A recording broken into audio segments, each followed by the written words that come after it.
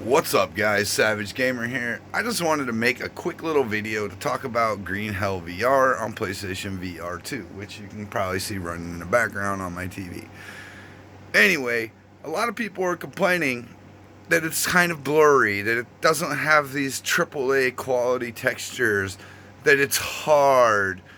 I kind of understand where these people are coming from, but I spent a few hours in it.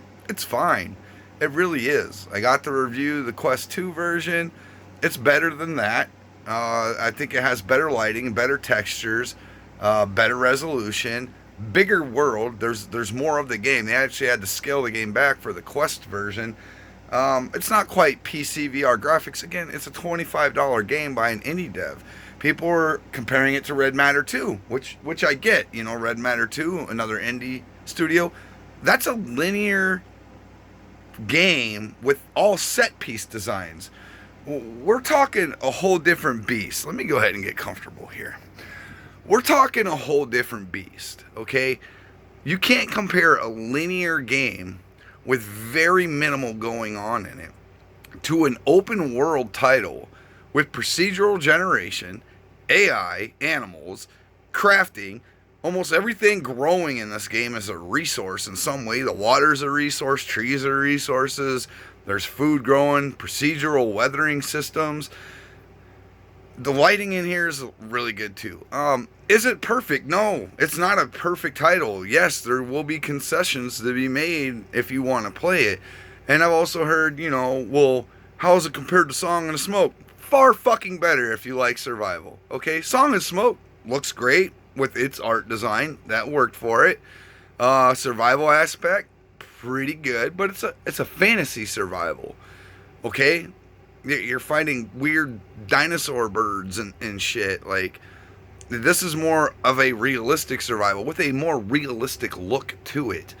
Okay? Song and Smoke is a great game. I'm not gonna say it isn't, but and then other people are like, this is really hard. Maybe you need to get good. It's a survival game. I've had to die plenty of times. I ate the wrong shit, died, but then I find out what that shit was and don't eat it again. For example, also you have the ability to turn off the animals hunting you, like predators and arachnids and things, if you so choose. If you want to make it easier on you, this game allows you to play it the way you want to play it. If you don't want any challenge at all and you just want to chop down trees, eat food, and build fires and just explore the world, you can do that. You don't have to worry about all the threats as well.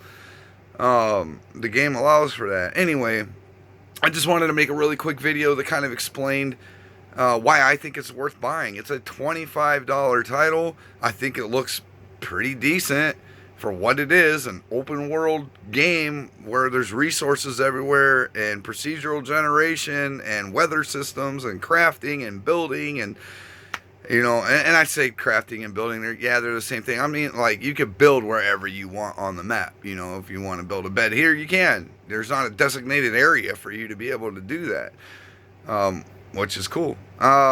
There are some wonky things to it, and it's not perfect. I say it could use some optimization, a couple patches and updates down the line. Is it a bad game? No, I don't get the hate this game is getting. It blows my fucking mind.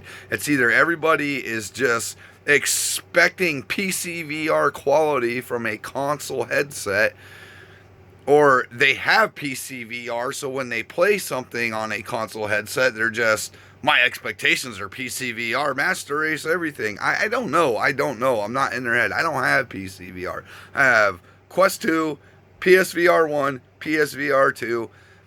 I played the game on Quest 2, on PSVR2. It's miles better. A lot better. I think Incuvo and Creepy Jar did a pretty good job on it. Can they do better? Yes, of course. There are some clunky textures, flat textures. It's a little janky here and there. It can be. It's an indie title, but it's a huge open world, survival game.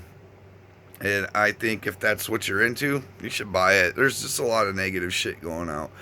Just wanted to kind of put this out there from another gaming perspective. That I don't understand. I don't agree with that. I don't agree that it's just a horrible, shitty game and it's too hard and just play Song in the Smoke, the cartoony version of this shit. It's, oh Lord, not everything can be Red Matter 2. Not everything can look like Hubris, and if it did, we wouldn't have any open world games with procedural generation or crafting and build. You know, there's concessions to be made. There's a reason those games can look as polished as they do, because they don't have a whole lot going on under the hood, and what is going on is already predetermined. This isn't, anything can happen. It's a total different beast of a game. I think for the best comparison is No Man's Sky at Hello Games. Yeah, it's a little bit blurry. It's a huge open solar system, procedural generation, weather systems, crafting, building, da da da, and even theirs is a little bit blurry.